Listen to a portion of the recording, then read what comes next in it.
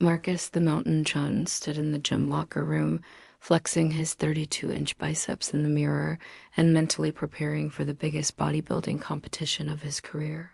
He had spent 15 years sculpting his physique into an absolute monument of muscle, a walking testament to the power of protein shakes and an unhealthy obsession with chicken breast. His rival, Derek the Destroyer Morrison, had been breathing down his neck all season, but Marcus knew he had this competition in the bag. What he didn't know was that Derek had been consulting with his eccentric aunt, Madame Mystique, a woman who claimed to be a witch but mostly just sold essential oils on Facebook and occasionally dabbled in actual magic when Mercury was in retrograde or whatever. Derek had commissioned a special pre-workout powder that would take care of Marcus once and for all, and like an idiot, Marcus had accepted the free sample. Derek offered him with a smile that should have immediately set off alarm bells.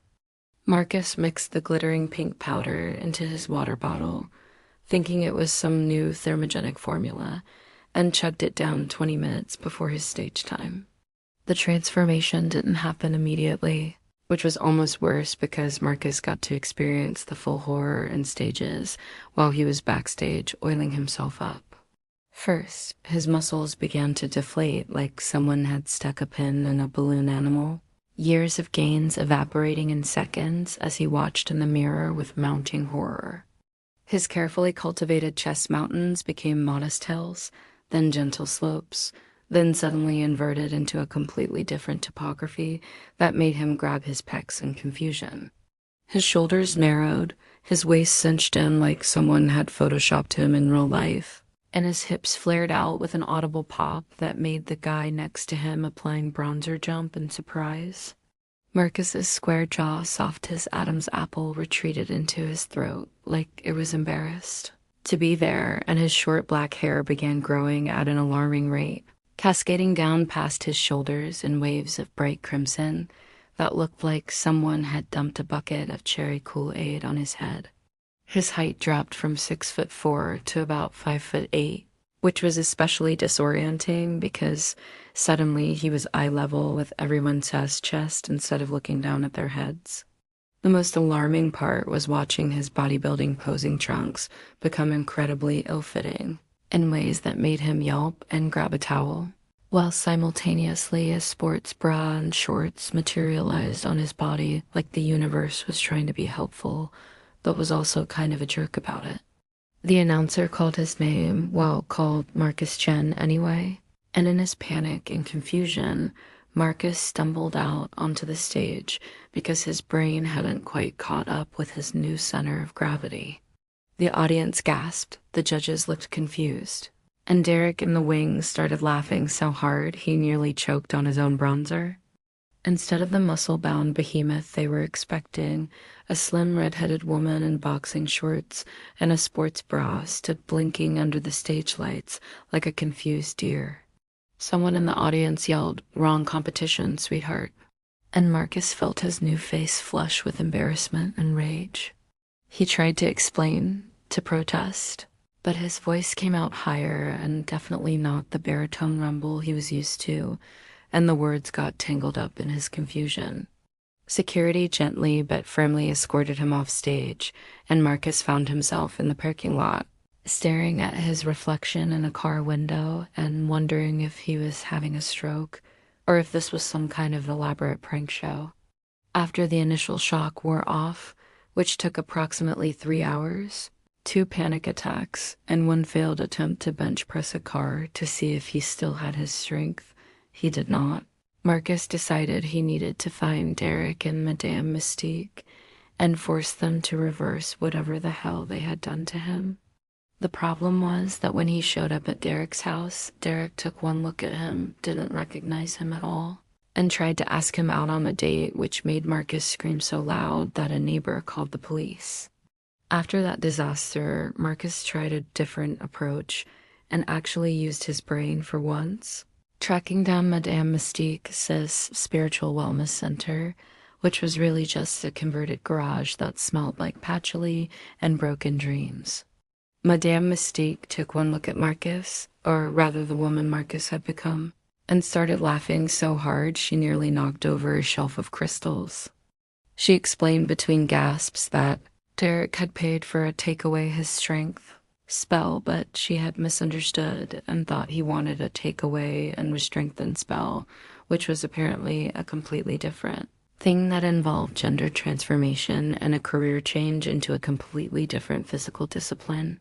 The magic was irreversible for at least a year, maybe forever, depending on whether Marcus could find his true strength, which sounded like the kind of vague mystical nonsense that would fit perfectly in a self-help book or Saturday morning cartoon. Marcus wanted to rage, to flip a table, to do something dramatic, but his new body didn't have the muscle mass to flip anything heavier than a pancake, so he just stood there vibrating with impotent fury.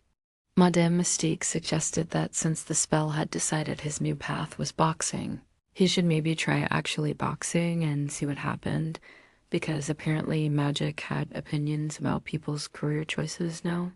Marcus told her exactly where she could shove her suggestion, using some very creative anatomical impossibilities, and stormed out.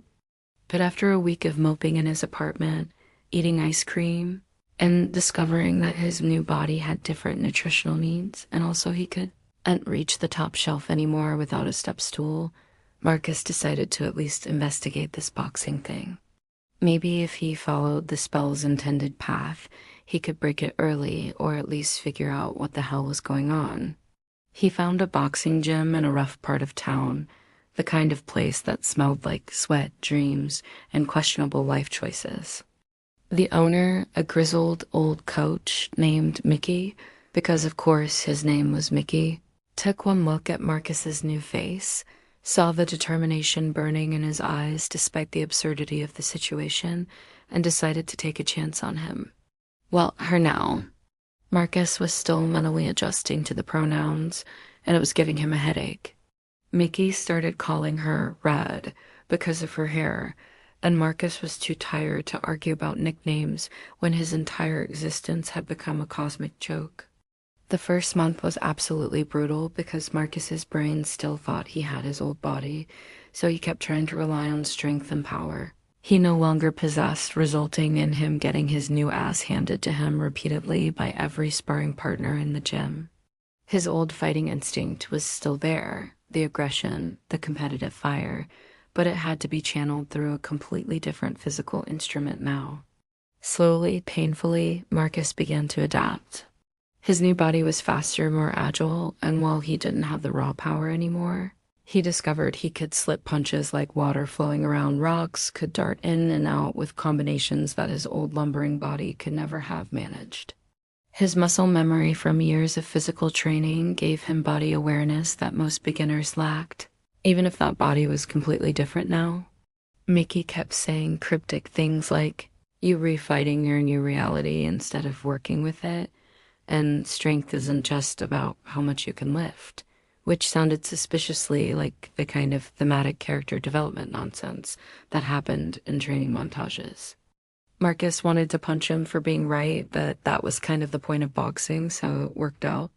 6 months in, Rad Marcus was slowly accepting the nickname, had her first amateur fight and absolutely destroyed her opponent with a combination of speed, technique, and the burning rage of someone whose entire life had been turned upside down by magic powder. The crowd went wild, and for the first time since the transformation, Marcus felt something other than anger and confusion.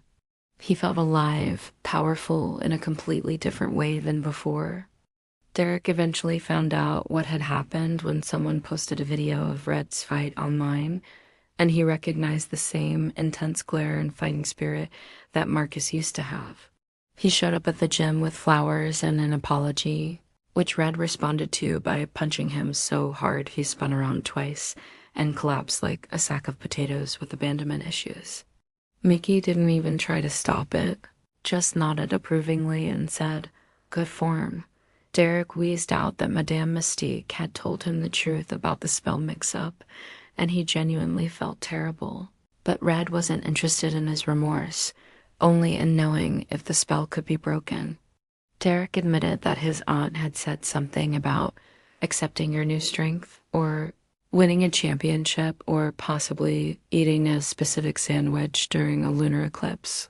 The instructions had been pretty unclear because Madame Mystique was terrible at giving coherent directions and mostly spoke in metaphors.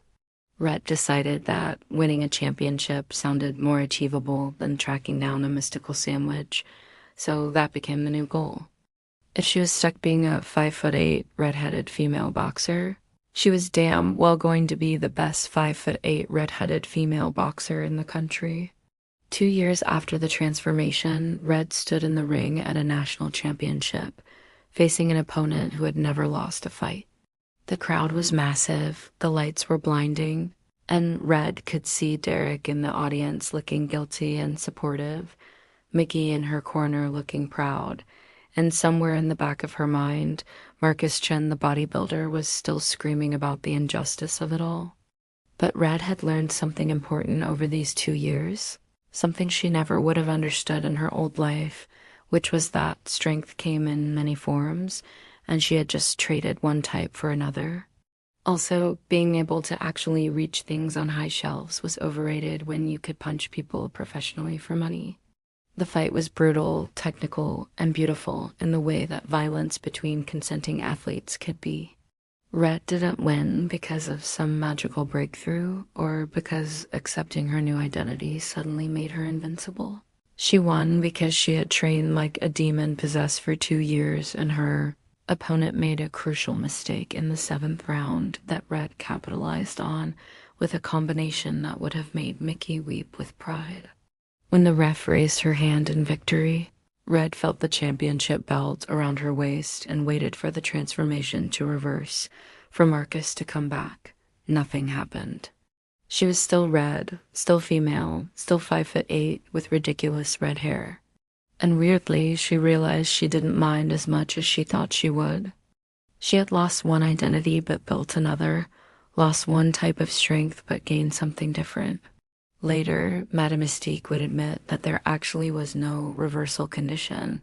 She had just made that up because she thought it would be funny to watch someone have a character arc, and Derek would get punched again for being related to such a terrible person.